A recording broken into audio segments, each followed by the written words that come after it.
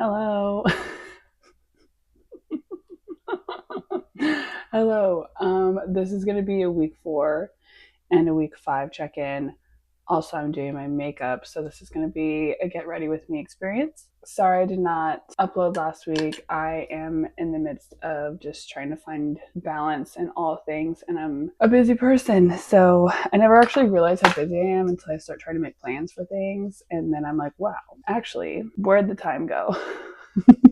I think that's something I have been thinking about the past couple weeks, and maybe that this experience has been teaching me a little bit now that I don't really have distractions of any kind, even mentally. I don't have any distractions. I guess mind altering distractions, I guess is a better way to say it. I've been thinking a lot about working through negative emotions, or what I think people like to call negative emotions. I don't personally believe that there are any, and I can get to that and explain what I mean by that. We'll dive in, and then I think I'll just do the fitness bits towards the end so you can stay if you're interested in that. We'll just work through the check-in of like what this week has been and kind of what's been on my mind, and then I'll start doing the fitness bits at the end. As I've been doing this and having a lot of like mental clarity and no real room to kind of mentally escape, I've also been journaling a lot, which has been part of the 100-day thing for me, is journaling every single day. And just a lot has come up, and nothing bad, nothing new. Just I think the final scraps of things from the past. None of them are life altering. I've been known about these things, and I've already done a lot of work with these things. These emotions or these thoughts are not like life-changing by any means. I think it's just final bits of me making peace with them. Also, on top of that, there's been not just those things, but with like the mental distractions, there's been a lot of, I don't want to say discomfort, but I'm learning a lot of patience with lack of control of everything around me or the timing of things. There's a lot of patience with discomfort, I guess you could say, that I'm learning. And when I say negative emotions, I'm kind of referring to things like sadness, grief, anger, things of that nature. I think we're strongly discouraged from feeling those things, and therefore we're not really taught how to deal with them in any kind of proper fashion. And that's what leads to a lot of anxiety and a lot of depression. And then also on top of that, a lot of violence. And the reason being is like, if we're not taught how to deal with them, then we just turn into avoidance, ignoring them. Like they don't go anywhere just because we're not thinking about it. They don't leave just because we're avoiding the issue at hand. Think of it as like you're basically just procrastinating dealing with your emotions, the same way that you might procrastinate your chores in life. And so eventually you're gonna have to deal with it. Eventually you're gonna have to look at what's there, or it's gonna spill over in really unfortunate ways. And I don't think that's new information to anyone, but I think actually grasping it and doing something about it, not a lot of people want to do. Not a lot of people want to actually take the time to do, because it is uncomfortable. Like no one wants to feel certain things, and I get that, but I'm also a big believer. I've talked a lot about shadow work while recording this or while doing this, and that's kind of the point. And I've said that before with shadow work, is looking at something about yourself that is slightly uncomfortable. It doesn't even have to intentionally be that, but it's a good shadow work is a good way to go about it, I guess you could say. And the whole point is to make peace with it anyways. So you could talk about it in a woo-woo way, or even just in like a therapeutic way. There's a reason that people go to therapy and they complain, because it's maybe the only place that they feel safe to do so. Or for me, I really like to journal. I feel like it's the best way for me to get things kind of outside of myself and then even organize them along the way, and then they start making more sense to me. I'm a really, really big journal person, and that goes back to how last week I said it's important to know your whys. If we can understand why this thing this feeling is popping up for us consistently, or why something is so quick to make us feel that negative thing, then we can learn how to deal with it and how to make peace with it. These emotions aren't just leaving. They're not just disappearing. Like, they are showing up, trying to communicate something, and they're important to listen to. Just as you want to constantly feel joy and you'd rather listen to joy, these other things also deserve space to be heard and felt. I was actually thinking about this from like a religious perspective even, or at least the religion that like I was raised in. And you're kind of taught that part of your reason to be here and to be human and to have a body is to be able to like experience the beauty of that. And that includes those things, feeling anger, feeling what have you. It's just learning to master them. That's something I was taught in like a religious form. So why is that? I think nowadays we just take that as a mastery means I don't listen to it. I don't think that's right. I think mastery means giving it space and dealing with it in a proper form, dealing with it in a way that is appropriate and beneficial. I have been listening to a lot of Alan Watts lately. If you don't know who Alan Watts is, he's like a writer, philosopher, teacher dude. I want to say in like the 50s. So and like a poet. And I've been listening to a lot of his lectures recently. And he was talking about fear in one of them. Fear is one of those emotions that we consider negative, right? And he said that on the other side of fear is opportunity. And I was thinking about that this morning with all the other things that we consider to be quote unquote negative emotions. On the other side of like grief, for example, is learning acceptance and learning to let go of answers or the need for control and just accepting what is, that life just is. I think that's really beautiful to learn exactly that, just how to let go, to stop gripping onto things so tightly. I think on the other side of sadness is learning empathy. There's nothing more beautiful than learning empathy and how to relate to another human and how to share life experience with another human. It's almost like the idea that art, you might not understand the art piece.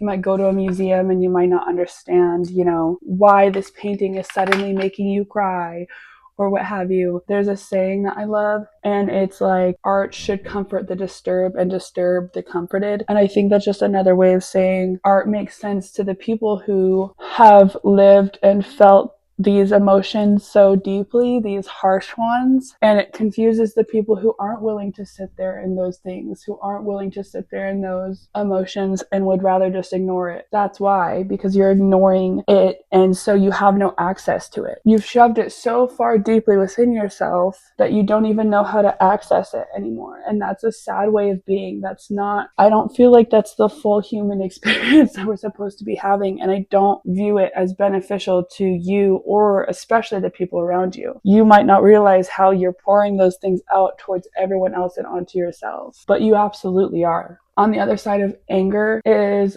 learning boundaries and learning how to stand up for yourself and how to take action. I love that. On the other side of anger is learning how to take action. And then on top of all these things is learning patience. Learning how to sit in something uncomfortable will teach you patience. And we live in this world of like instant gratification and grind at work and in life. So then as soon as you come home, all you want is comfort and pleasure. You don't want to deal with anything inside you that's uncomfortable because you've already been doing it all day, like your desk job or like whatever the hell it is. And it's a really unfortunate way of being, to convince yourself that every emotion or everything that you feel does not deserve the same respect as the other parts of you.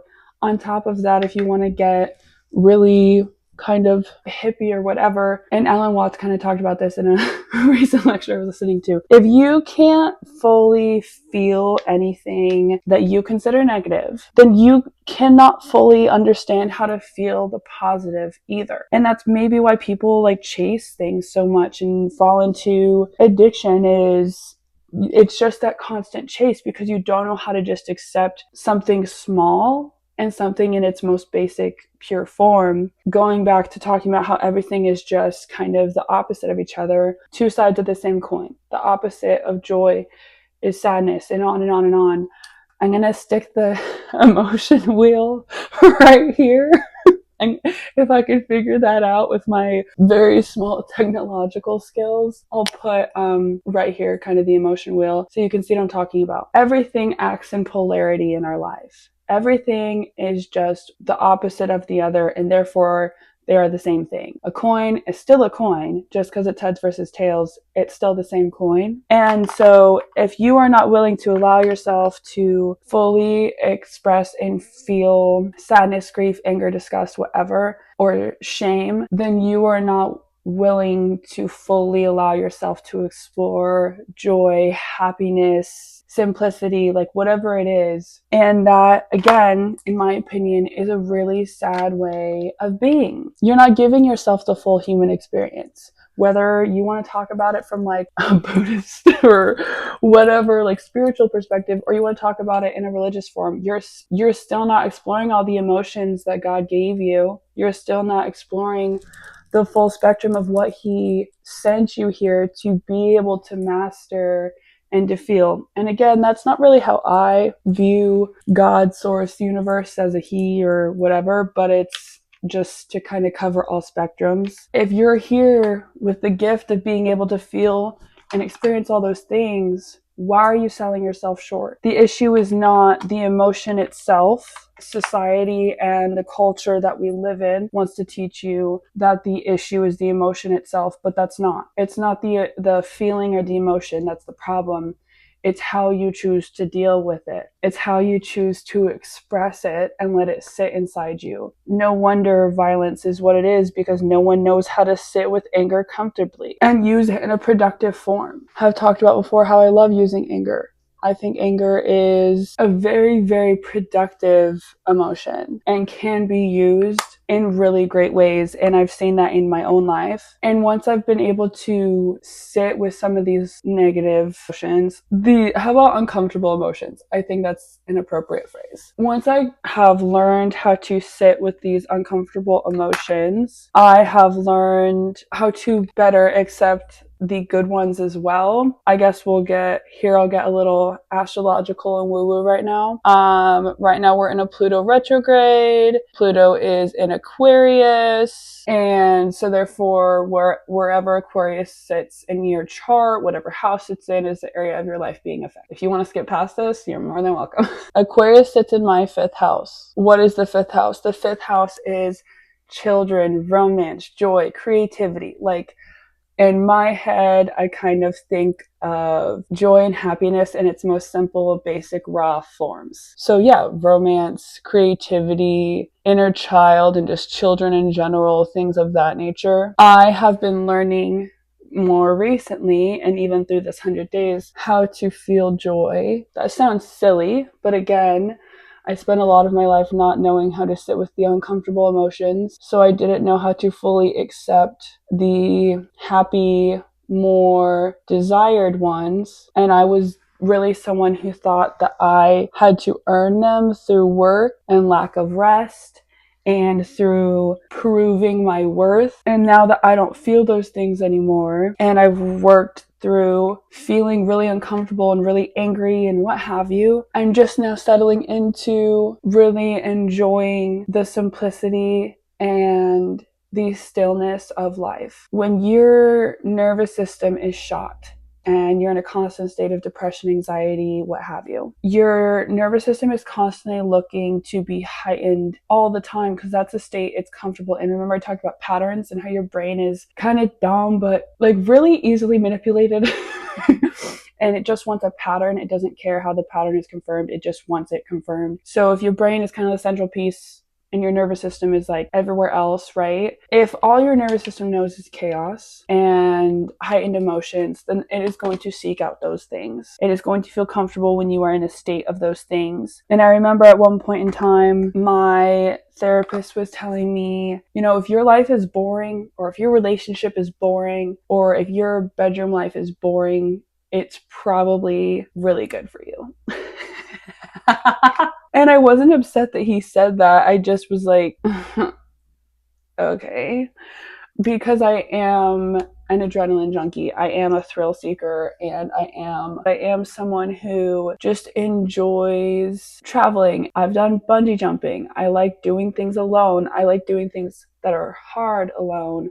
I like anything that is slightly hard. And I've started doing other things that are hard. Obviously, the running is a big example of that. Running was also another form of learning patience because you're just sitting there being uncomfortable for your entire run. I do love running and I'm a big advocate for running, but you genuinely had to learn how to be comfortable with sitting being uncomfortable. Like your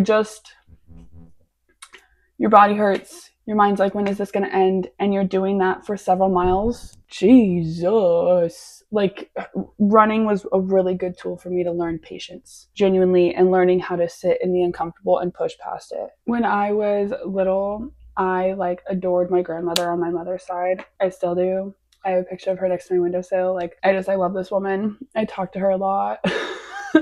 She loves this story. When I was little, I went to go see her for spring break. I was 10 years old, and my mom was all, "What do you want to do for spring break?" And I was like, "I want to go see Nana and Papa in Utah."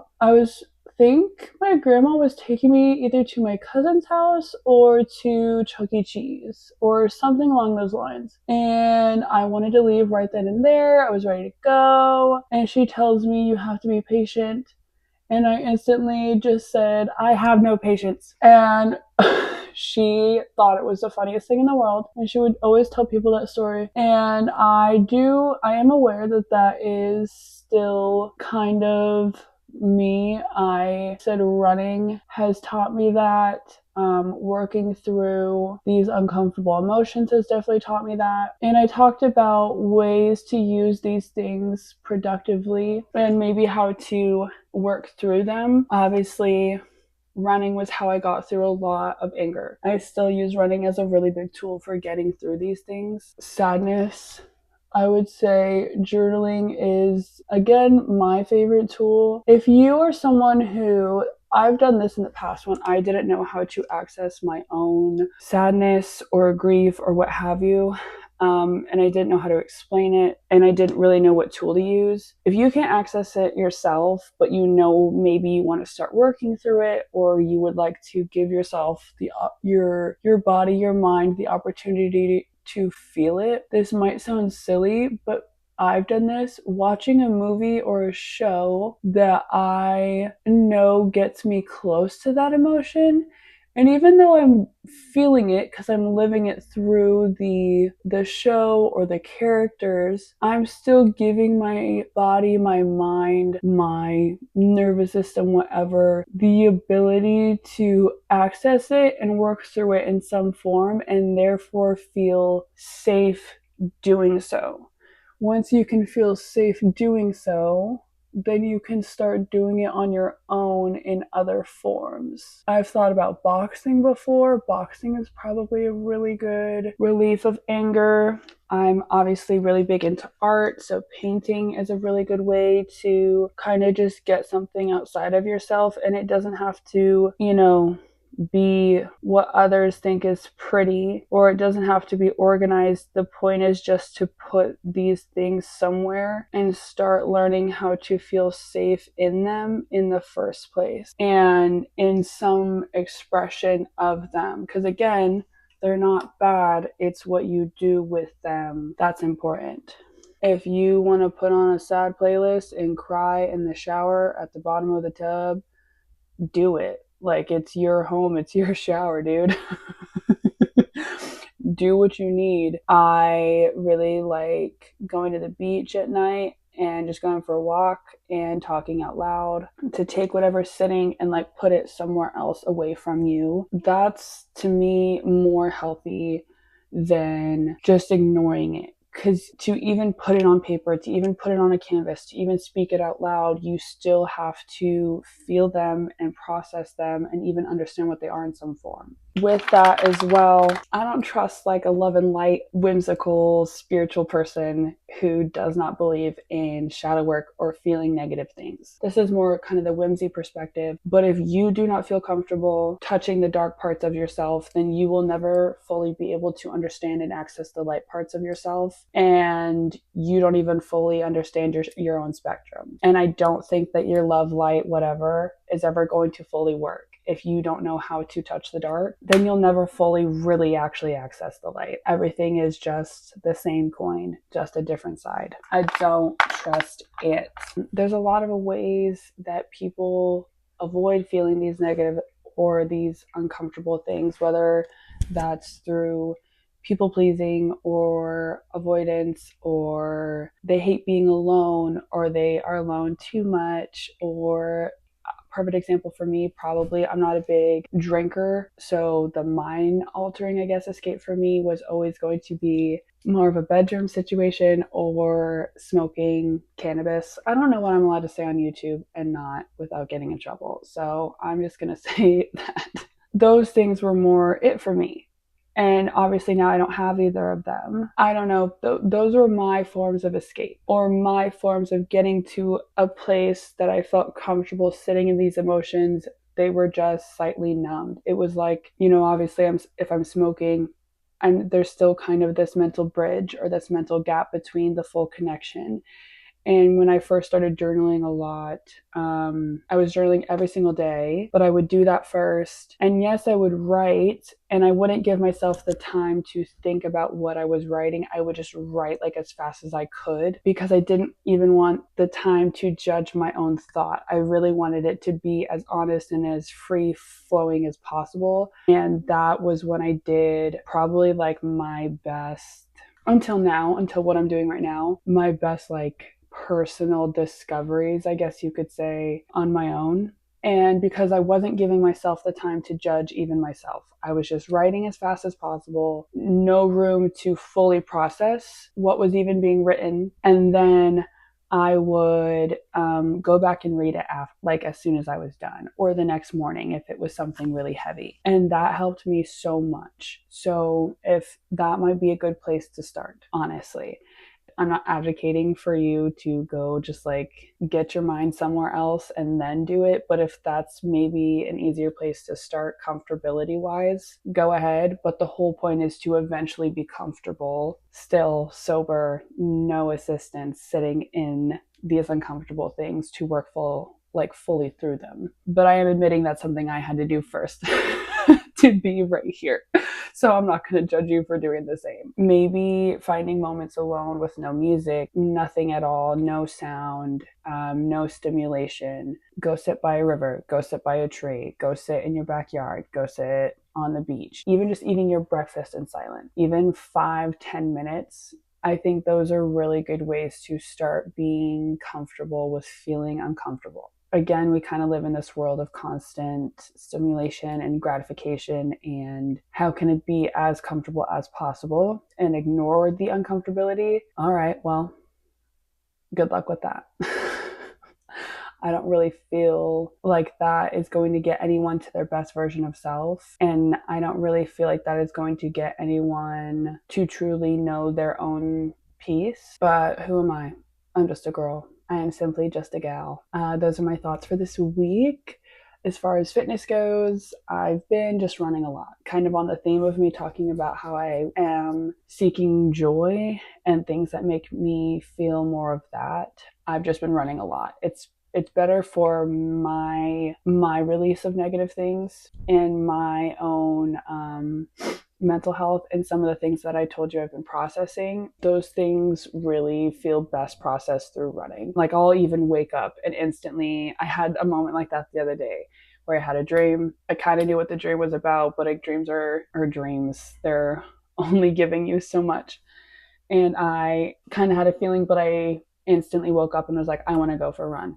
I want to go for a run. And the more that I listened to, oh, I kind of do want to add this tidbit. When you can start identifying your emotions, again, I'm probably going to try and put up the emotion wheel right here so you can see what I'm talking about. Once you start learning how to identify your emotions, you can almost start feeling where they sit in your body. I'll give examples. When I get angry, it sits like right here on my head and then in my hands. And then when I get sad or fear, it sits like right here in my throat and in my chest and it tightens. When I feel joy, it's like in my feet. I think of like happy feet. But those are some examples. And I woke up the next morning, I knew based on how my body felt and kind of some of the thoughts that I was having and the fact that I wanted to go for a run. It was supposed to be rest day, but I woke up and was like, I want to run 8 miles today. I knew exactly what was going on and what my mind wanted to work through. And I did. I honored it. I did 7.5 miles. I didn't do 8, but I did 7.5. And I did my first 3 miles with no music. I guess I'm officially entering psychopathy. Either way, point is, it's really beneficial. It's really helpful. And then once you identify the emotion quicker and you identify the source quicker, then you're less reactive. I mean, that's just how it works. That's how the pattern goes. And that's kind of the point of it all, to be in control of those things and find peace. Fitness, lots of running, food, whatever. It's still good. I don't have updates really there. And I don't think a lot of people care as much. I guess honesty. That same day, something relevant to what I was already frustrated about that morning and processing that morning, kind of in real life, brought up in a situation that I had no control over later that evening. And it really upset me, and I didn't have time to even think about it. So by the time that I did have time to think about it, I was very physically upset, and I had the opportunity to smoke a cigarette. So I did. I did smoke a cigarette. It was an emotional support cigarette. And even my friend Maddie, who is the biggest quit smoking person in my life, she was like, yeah, you deserve that cigarette. So I didn't do anything else. I just had the one and done and moved forward, and I haven't had another since. So sorry, I had an emotional support cigarette, but it was deserved. Again, the point is discipline, and I just had the one. I didn't have any other, so discipline achieved. Thank you for listening. I will see you guys next week. And yeah.